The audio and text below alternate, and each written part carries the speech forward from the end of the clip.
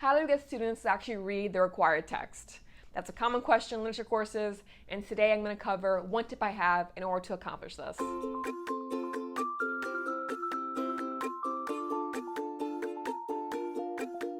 Hey there, and welcome back to my channel. I'm Erica from Ever Educating, and today I want to talk about one aspect of the blog post that I wrote on today's topic of student accountability in the classroom. Right? So if you're interested in that blog post, that topic overall, it is linked below in the description. But in my video, I'm going to focus specifically on giving reading quizzes, because I do think that there is a certain value to them if it's something that you've considered assigning or you've tried assigning with little success. Okay? So I don't always give reading quizzes, but I do think they have a value in the classroom, and I want to go over how I actually design them in order to get that to work. Right? Because getting students to actually do the reading before class discussion can be very hard, right? And it can also be hard for students to see the value of reading quizzes. They often see it as busy work and they get frustrated with them, right? And so in designing them, I try to make them as useful as possible to both the student and to me as the instructor. So let's kind of get into how I design these reading quizzes. And the first element is, of course, based off how you design your reading load. Right? So let's say it's common in my experience to teach novels in two parts. So read the first part by Tuesday's class and the rest of it by Thursday, right? If you're teaching 2 days a week. If you teach 3 days a week, maybe you do it in thirds, okay? But to keep it simple, you read half the novel for Tuesday, you read half the novel for Thursday, okay? So in that case, I always assign the reading quiz at the beginning of those 2 days, and they combine together to create one overall quiz. So I ask 5 questions on Tuesday, 5 questions on Thursday, and I put it together, of course, for 10 questions. I make each question 1 point to make it simple for me. So it's out of 10, and it's easy to just add a 0, right? And make that out of 100 if that's the system you work with. Okay, so if they get 8 out of 10, it's an 80. If they get 7 out of 10, it's a 70, right? I do offer half credit. So sometimes I have 75s or 85s because they have 7.5 or 8.5. That's up to you, right? So my first tip is to have mini quizzes with these sections rather than having long quizzes. When you're teaching, 2 days, you don't want to waste too much time on the reading quiz itself, right? Answering the questions, because you want to go into, I'm assuming, a lot of class discussion or maybe some lecturing on the material. All right, so first up, have short quizzes. That's my first tip in designing them. Okay, but second and more importantly, you want to make sure the answers don't have to be too long, because again, you're on a time limit, right? There's only so much class time that you have, and you want to spend the bulk of it with actually discussing and diving into and analyzing your text, right? So in my case, I actually project the reading quiz questions onto the projector screen rather than handing out copies, because I don't want to waste paper, right? I know they're not going to be keeping these and remembering them because they don't matter to the rest of the assignments, right? Because I don't give exams in most of my classes, okay? So they're helpful for the moment to kind of push them to read because I know they have quizzes coming up, right? And they help for building the class discussion as well. But they don't need to keep them, right? So I just had them answer them on a sheet of paper from their notebook after I project it on the screen, okay? So the big thing here, right, other than the number of questions you ask and making sure your answers are short so it doesn't take 20 minutes to answer a reading quiz, okay, is how you actually design going over the answers of them. And so this is my big tip when designing reading quizzes, and that's to go over the answers on that same day, right? Don't collect them, grade them, and give them back later and have them no longer be relevant, okay? So let's say you have 5 questions about Harry Potter and the Sorcerer's Stone or Philosopher's Stone, which is one novel that I teach, right?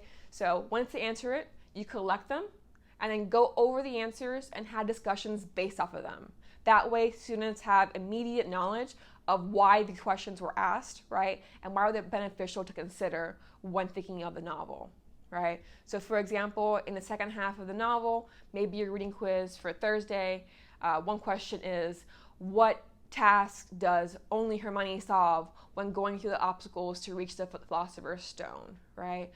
So maybe you might say the one about the Devil's Snare, but more often my students mention the potion obstacle, right? She figures out which potion will get Harry through the fire and which one she can use to go back to get help and to make sure Ron's okay, Okay, so they answer that question. I read that question aloud after the quiz finishes and ask for an answer. There's always students who know, right? It's not like none of them will know. If that's the case where no student knows the answer, then that's either a sign that you asked a way too specific question, or it's a sign that they don't really understand how to, pick out and realize important details, right? And so that can be a sign to you that you should take some time to actually teach them how to read and really read closely and pick up important parts to the plot or to characterization or to the case may be, right? But let's say there should be at least a few who know the answer, right? So they say that aloud and then take the time to actually discuss it, right? So you've asked this question on the quiz, they know the answer, at least some of them did, now discuss it. Right? So in my case, I would actually start by saying, okay, good, that's one obstacle or two obstacles if they gave both examples. What are the other 5 or 6, right? And I list them on the board as they name them, and then we'd have a discussion about these obstacles and analyzing them as far as the whole novel, okay? Once we did that, then I go back to the next question on the quiz. What's the answer to this question? Someone would say it. Okay, let's discuss it. Let's go to that page in the book and kind of deeply analyze and close read it, right? So that kind of thing works really well to show students your reading quizzes actually have a point, right? They're not just there for busy work or to just be easy grading for you, right? They're there to actually make sure that you're understanding important elements and picking them out of the novel, okay? And so that can be a double way for them to see, why they should be motivated to read before class. One, of course, for their grade in the quizzes, but second, because they know the whole class discussion, or at least a large portion of it, depends on them doing well on the quiz to really be able to really interact in the discussion, right? And I always have participation as part of my grade, my overall grade. So actually speaking in class or taking part in discussion is important to them too, right? And so you can have them give the right answers to all 5 questions first, and then discuss them individually after that part. Or you can actually just go through the answers and discuss them one by one until you reach the end. It depends on how you want to design your class activities for the day, okay? But that's the key here. Actually make the questions and the answers valuable to that particular class period so they see the point of these quizzes. But it also makes them read because they want to do well on them, right? And on the class discussion. So to kind of wrap up, keep your reading quizzes short in number, but also shorten time it takes to complete them, right? Make math easy for yourself. Ask 5 questions or 10 total, so it's easy to make it out of 100 if you need to in your grading system, right? But then make sure your questions are valuable to class discussion so that students can actually see the point of taking them, right? And why they're not just busy work, okay?